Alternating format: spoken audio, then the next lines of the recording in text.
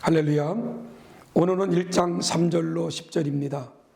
형제들아, 우리가 너희를 위하여 항상 하나님께 감사할지니 이것이 당연함은 너희의 믿음이 더욱 자라고 너희가 다 각기 서로 사랑함이 풍성함이니, 그러므로 너희가 견디고 있는 모든 박해와 환난 중에서 너희 인내와 믿음으로 말미암아 하나님의 여러 교회에서 우리가 친히 자랑하노라. 이는 하나님의 공의로운 심판의 표여 너희로 하여금 하나님의 나라에 합당한 자로 여김을 받게 하려 함이니, 그 나라를 위하여 너희가 또한 고난을 받느니라.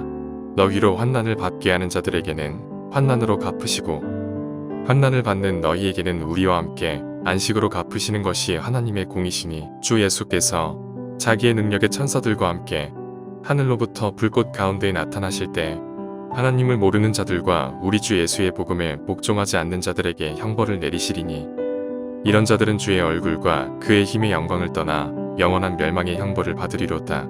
그날에 그가 강림하사 그의 성도들에게서 영광을 받으시고 모든 믿는 자들에게서 놀랍게 여김을 얻으시리니, 이는 우리의 증거가 너희에게 믿어졌습니다. 오늘은 신앙은 감사라고 말하고 싶습니다. 감사가 없는 신앙은 올바른 신앙이라고 말할 수 없습니다. 삶에 감사가 있으면 그것은 신앙에 건강하다는 신호입니다.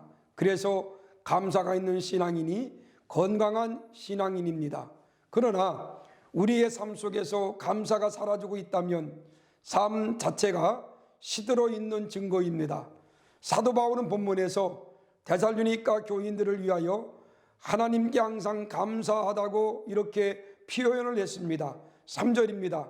형제들아, 우리가 너희를 위하여 항상 하나님께 감사할지니 이것이 당연하다고 바울은 말합니다.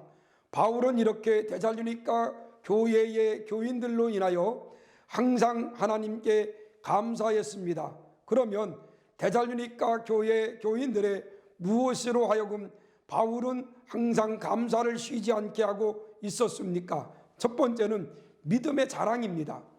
데살로니가 교회 교인들은 날이 갈수록 믿음이 두터워지고 성숙한 교회로 자리를 잡아갔습니다.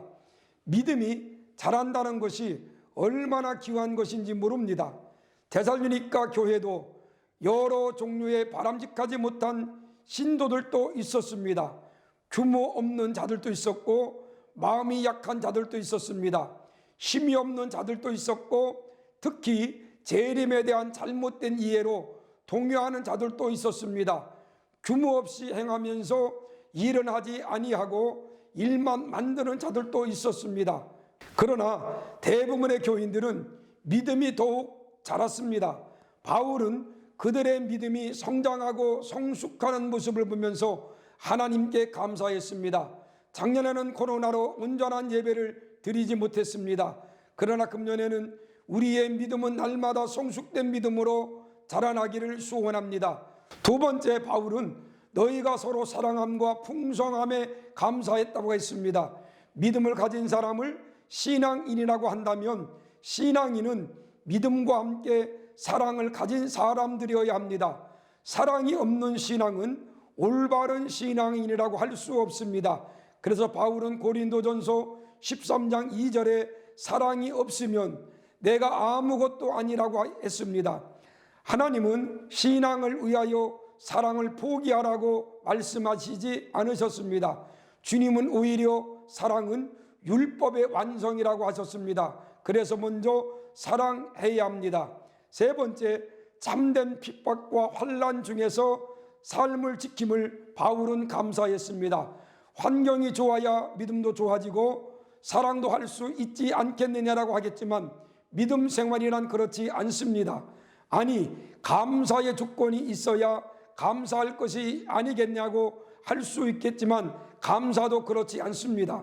신앙은 절대적인 것입니다.